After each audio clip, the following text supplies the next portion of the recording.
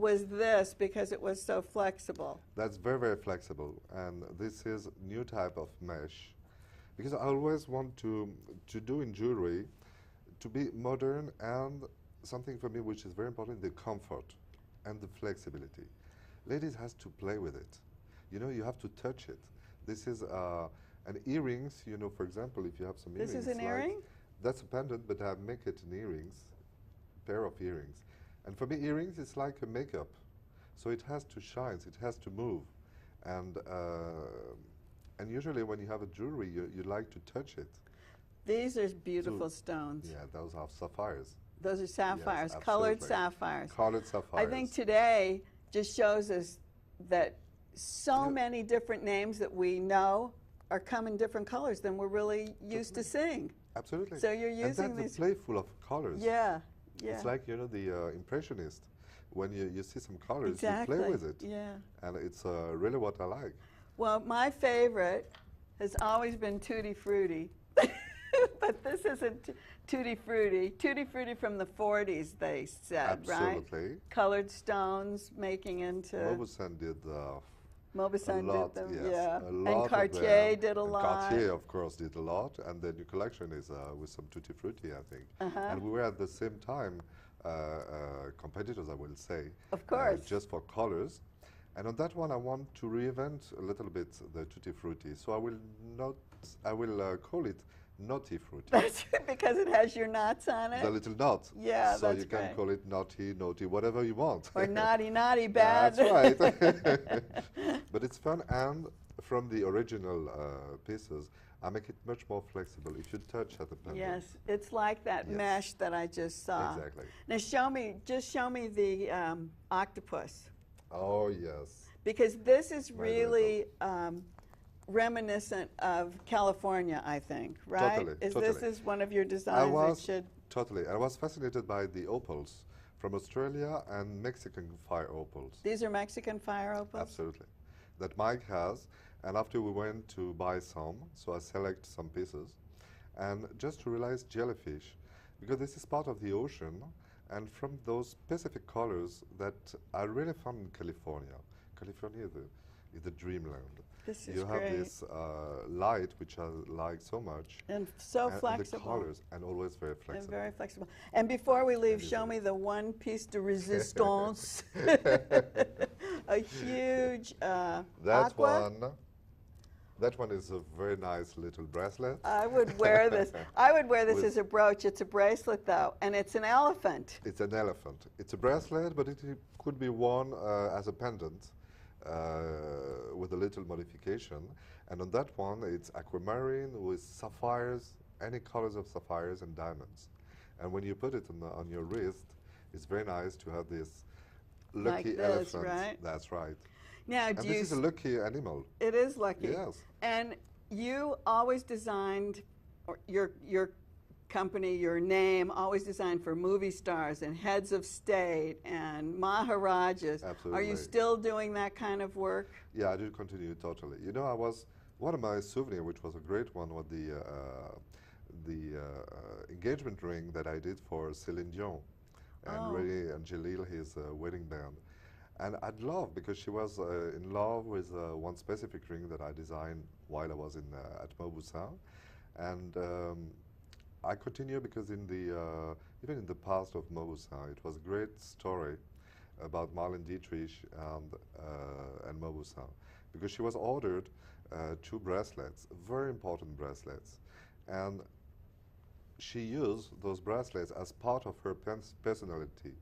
Oh, Because, she you know, did? yes, because you know she was wearing like that, and those 2 bracelets was really part of her personality, because we thought a lot of pictures where really we think she was a model for jewelers. That's right. No, it was only her. It was only hers. Yes. So, you know, the story is being back, and that was the American period of Mauboussin in the 20s, or 50s. That was great, and your stories are great, and your designs are beautiful, It's a and new I'm story so now. glad Kazanjian and I'm very Mauboussin have the Paris-Los Angeles connection. Absolutely. Thank you. Thank you very much, John. Thank you.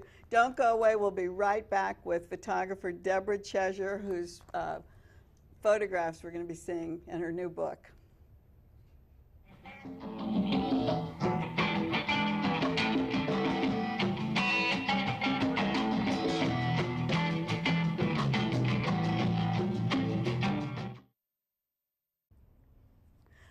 I'm Joan Quinn, and welcome back to the Joan Quinn Profiles. Author, photographer Deborah Cheshire was born and raised in Calgary, Alberta.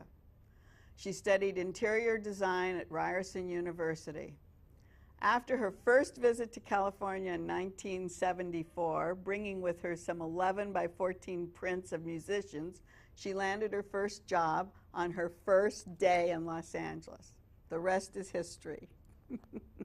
And she became one of the most recognizable rock and roll photographers. So, what were you going to do with your business? I mean, how did music come about? Well, actually, I started shooting in Canada, and I was shooting in Vancouver, and then I came down to try and make it as a photographer in Los Angeles. I was the big fish in the little pond up in Vancouver, shooting most of the pictures in the book were actually shot in Vancouver. You were the biggie, right? Yeah, it was a small community. Yeah. We had really great people. I worked for the record companies, and I would take pictures you were. backstage. Oh, yes. so you had already this connection. Yes, and so, but I always wanted to be in California since I was a little kid. But the great thing is, you said you worked when the musicians and the business was about music. Yes, and that's partly about what this book is about for me. Is I'm hoping that young musicians will take a look at it and get interested in listening to the music from that era, because the playing was so important then. It wasn't about the celebrity of it, it was about being a musician and playing your instruments and being creative and writing songs. And I think that's the musical landscape is kind of barren these days compared to what it was then. But how did you know about the music? You weren't a music major, or were you? No, I had nothing to do with music. My brother was in Toronto when I went there for the year that I was at Ryerson, and he played guitar. And I used to hang out with him, and we'd go down to this club called the Oxford Inn in Toronto, and I had picked up photography as part of interior design, and I started using the musicians at the Oxford Inn as guinea pigs to shoot, thinking I would get a job as an apprentice with a real photographer. And ultimately, it just took me down that road, and I ended up in Vancouver, and I knew a guy that ran a sound company, and he said, yeah, come on down, and took my camera, and then I showed him my pictures, and he goes, well, you should meet this person and that person, and I ended up, luckily, just getting in with all the record companies there, and I shot hundreds of bands in a 2-year period. But you didn't really have a career as an interior designer then. No, That went. Your set is much nicer than anything I could do. Well, we Sadly, thank no. Kathleen Spiegelman for this, Yes, because she I said have. My house looks okay, but no, I'm not an interior designer. Isn't I that got out of that really something? quickly. That was Yeah. really fast, but that was your conduit to the camera. Well, the thing with it was interior design. I thought I can be an artist and not starve. Oh, I see. Because I had been drawing and doing those kinds of things. So I had always been doing something that was visual. But the camera, I just picked it up, and my assignment was to take pictures of things outdoors, and they all turned out so good. I thought, wow, I'm kind of good at this. But when you wanted to be an assistant, when you wanted to be a photographer, did you think that was going to be your career? I don't know what I thought. I was really young. I was like 18 years old. You and didn't know about career? I knew nothing of networking, nothing of career. I was kind of a rebel, but I just sort of did what I liked to do, and it intrigued me, so I started doing it, and then it intrigued me more, and I just kept doing it, and fell into being able to shoot these amazing, amazing musicians. There's 48 of them in this book. They're the ones that are dead. Everybody I shot is dead. Everybody I Shot is Dead is not your first book. You did No. Star Art. Yes. What was that about? Well, that's what happened when I moved to Los Angeles to be a photographer here and found out it was a whole different landscape. Down here, the first thing I got here was I was invited to shoot a live album cover of Dave Mason, and I got to the show. Oh, you did? Yes, and they were playing, Little Feat was playing with them, so I had shot Little Feat, and I thought, oh great, I'm going to shoot this live cover. And when I got out there to shoot, there was 20 other photographers that were also invited to shoot the live cover. Oh, you thought you... And they were all linebackers. And the way I shot, I didn't shoot like other people. I would only shoot a roll or two of film at a concert. I would wait and get the shots that I really wanted. I'd sit and wait and know exactly what was coming, and I'd try